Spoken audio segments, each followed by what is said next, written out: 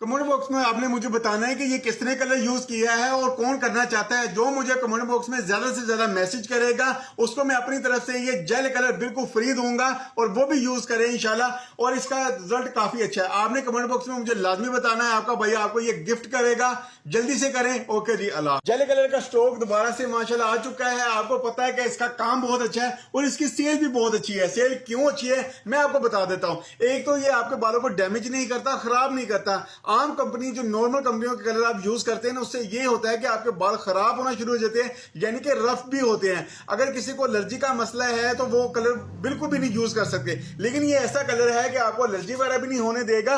और सबसे बड़ी बात है कि ये आपके बालों पे कम से कम 1 महीने तक ये कलर रहेगा भी। अच्छा, दूसरे नंबर पे ये जेल में है, इसमें अमोनिया वगैरह बिल्कुल भी नहीं होता, अमोनिया बिल्कुल फ्री है। और इसमें 2 शेड होते हैं, एक होता है जी डार्क ब्राउन और एक होता है जी नेचुरल ब्लैक। इसमें 2 कलर